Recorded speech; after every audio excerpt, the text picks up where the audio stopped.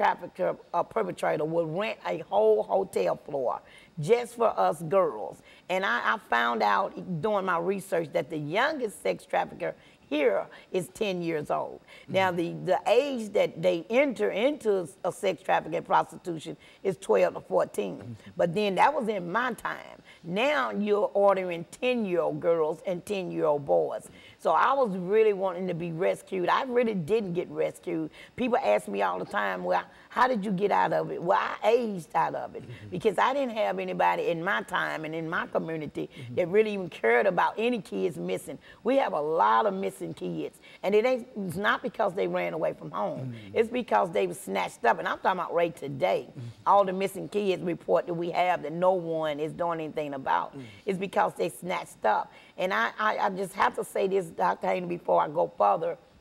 I want people to think about the Nigerian girls. I want them to think about how can you go get 300 little girls out of a school in broad daylight and no one know where they at. Now, I'm already puzzled about the airplane that they can't find. But now we're talking about 300 little girls from age probably 12 to 14. So that means the government is involved. It's a cover-up. And until we start facing this and speaking on this, then we're going to have this. And so I got rescued because I aged out. And I aged out, I was like 42 years old, but I aged out at 30 because now by then I'm full of drugs, I'm homeless, I don't feel like I belong to anything, I don't want to live, so I'm not performing as good as the 12-year-old I once were or the 14-year-old. So that means I'm costing them money. See, you'll cost them money because now they got to feed you more drugs, and that means the price is going up. Then you got the clients, the perverts that's complaining because I'm not performing like they paid for me to perform. Well, I'm handcuffed to a bed, I'm gagged by my mouth so I don't scream, and I'm drugged up. So I'm laying there like a limp towel. So that's more complaints for them. So after about 29 or 30, the men started just leaving me alone because I'm drugged out. And so once they left me alone, I'm saying about 32, I was just lost. I was out in the streets. That's why people say Clement Greenlee was homeless for 10 years. I truly was. You ashamed to go home, you can't face your family, and then you don't even know what to say. Even though my family loved me unconditionally, I'm the one that was shamed. So I lived in the streets for almost 10, 15 years until I was rescued by the program Magdalene House. And one of the young ladies, Regina Mullins, who kind of lived that same lifestyle, she went and got help first, and she came back and got me. So when I entered the Magdalene program at 42 years old, keep in mind now, I'm 42, I feel like I'm an old woman, I'm uneducated, I'm drugged out, and I don't have anything to live for. So when I go in this program, I immediately say, you can't help me, I just want to die. But these people did not give up on me. I mean, this Magdalene program has saved my life. I entered that program in 2001. I came out in 2003, and I never looked back. And so she has been such an inspiration. She is Reverend Becca Stevens, the founder.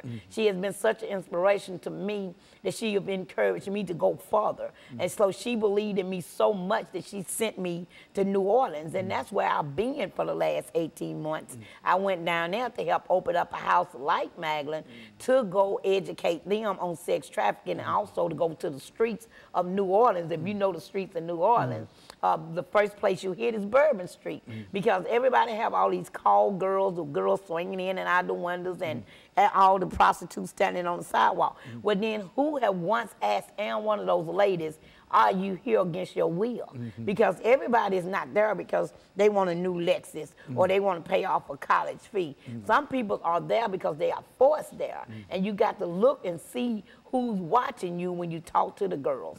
So I made it to New Orleans, and I did a lot of speaking. I went and talked to a lot of judges, DAs, police officers, anybody I could talk to, sororities, and I spoke so well about sex trafficking in the United States, period, not just New Orleans, that the governor even offered to bring me back down. And so it's a real problem, you think, in the city of New Orleans, and would that be typical of some of the other cities? It's not as hidden there, perhaps, as it might be in Tennessee. No, the stats show that number one is Atlanta. They show, that proves that. Then you got Texas, because it's running down that I-10 line too. So you got 5 states that's really is major in it, and New Orleans just happened to be one of the states that made their laws a little tougher. So we are trying to get other states to back off of what Governor Jindal just did, because by him changing the law, it made it stiffer. And what I mean by made it stiffer, Dr. Haney, is if we got locked up for any sex crime, crime against nature, just doing any kind of oral sex, anything we get caught doing, we automatically get charged as a sex offender. We automatically get 18 months to 3 years. It's women's in jail now just because they got caught giving oral sex. But the man, he didn't get caught doing anything, so I didn't think that was right. So if you're going to force us out here, and then this man is going to be a pervert enough to pay for me, and I'm 12 and 10 years old, then I feel like then you need to be accounted for too. So my call was to ask them to change the law and make it stiffer on everybody, not just us. You make it stiffer on the men's, and you make it stiffer on the men's who are putting us out there. Well, it appears to me, Ms. Greenlee, doing this as we end this first segment, that this is a real problem in America today. Is that what we're saying? This is a huge problem in America today. And we'll be back with our audience following this very, very short commercial break.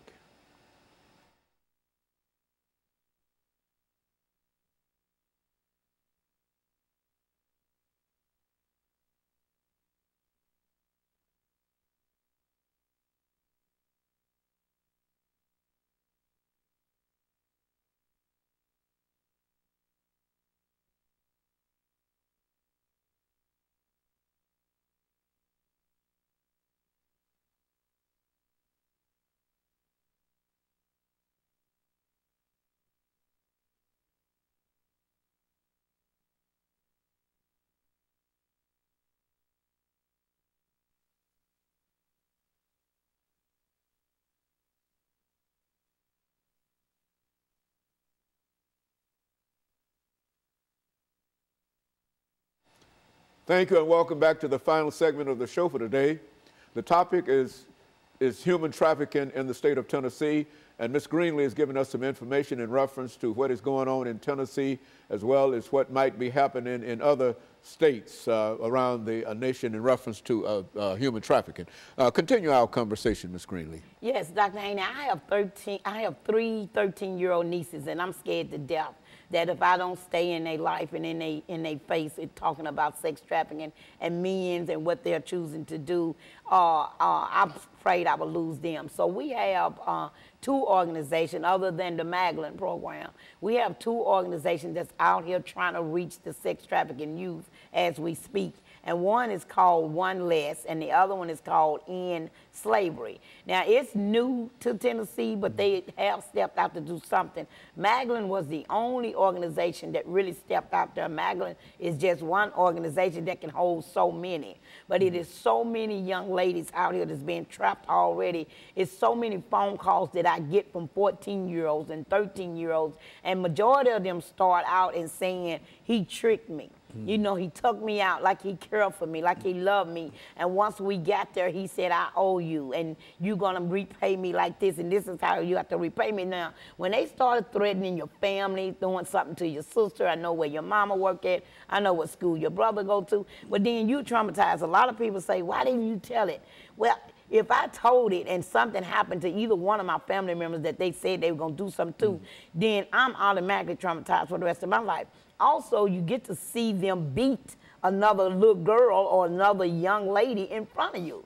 So if you already saw that, you already know what's going to happen. I got an 8-inch stab wound in my back now. I don't know how many scars in my head for trying to get away, for trying to run away. And so it didn't work for me. So that made me like, I'm not going to be able to tell anything else. So I just want I want everybody to know that you got to quit turning your head. You got to quit saying, It don't happen here. It's just in India, Cambodia. It is right in your backyard. And the story in Cincinnati, Ohio, if everybody remember that, them 3 girls that was in that basement for 10 straight years. If everybody remember that story, it'll tell you that it's definitely in your backyard. And so I just want people to really understand that they have to talk about this. I'm willing to talk to anybody. I'm willing to share my story. I'm willing to come and speak anywhere. All they have to do is just call me up, 615-589-8984.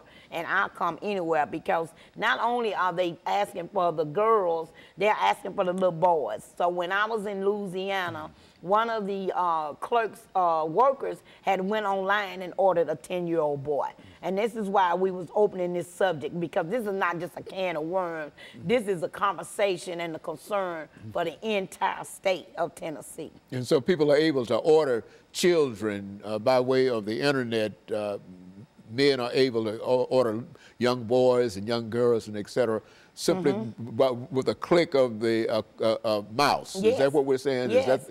That's how prevalent it is now, and how widespread. Yeah, everybody know about the page called Backspace, Backpage. That's for the girls. And then you got a gay page that they go on for the little boys. And they order them and say how old they want them to be, what color hair they want them to be, how much they want them to weigh. And the guy actually showed up at the hotel with $200, 5 condoms, a date rape drug, and a lubricant. He actually showed up for a 10-year-old boy, and this man worked for the feds. So it's like, it's not just no pimping game. This is a government issue, and they are covering it up, and they know that they can do something about this sex trafficking if they wanted to. You got drug trafficking, gun trafficking, and sex trafficking. Well, the drug trafficking is #1, the sex trafficking #2, and then the guns. See, the guns was #2, but now they selling people more than they are guns. And from what I understand, this is a real problem with youth. When you mention drugs, alcohol, and sex, that's one of the areas where many of our young people, our teenagers, are caught up in one of the more detrimental areas of their lives. Yes. When they get involved in drugs, sex, and guns. Yes. Is that what we're saying? That's exactly what I'm saying. I've been gone for 18 months in New Orleans, and this is why I'm back on your set, letting people know I'm back. I'm hitting the streets. I'm coming after my young girls. I'm coming after my young boys. It ain't about violence. It's about protecting them, period. I've already had a phone call from several young girls telling me that they went to the hotel with their boyfriend because they thought they loved them, and when they got there, it was other men in there waiting for them that they have already paid for to have these kind of sex activities with these little girls. They are getting caught up once they turn me onto that X pill or that bar or that crack or the heroin that's coming out now. The new heroin is coming back. Once they get the young girls on that right there, then they're on their way to being sold as slaves. We've got to do more, you think, as a community and as a society in reference to this, Ms.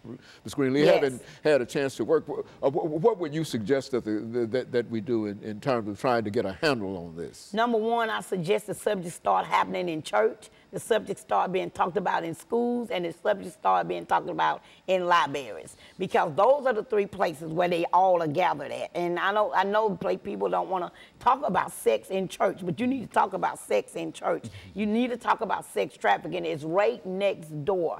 All of these black girls that are missing has not ran away from home. And I'm not just throwing it on a racial thing, but you tend to look for more other colors, like India or white or Latinos or something. You tend to look for them more than you do black. If you go on Black page, Black Girls Missing, you'll see a bunch of us missing. So why nobody looking for them? How we know they're not tied up? How we know they're not in the basement gagged up and shot up for the dope and can't scream? Because for a long time I was gagged up, I was shot up for the dope, and I couldn't scream.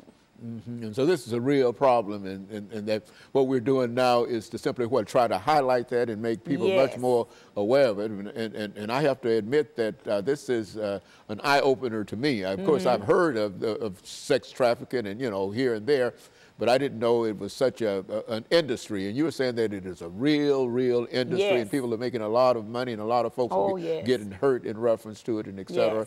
Yes. And I think you mentioned the problem down in Louisiana, where the government is actually changing things in such a way that's detrimental to young girls more than anything else. Is that what we're... Yes, he had made the laws stricter for the perpetrators now and the pimps. Like I said, the pimps is not in an afro and a Cadillac anymore.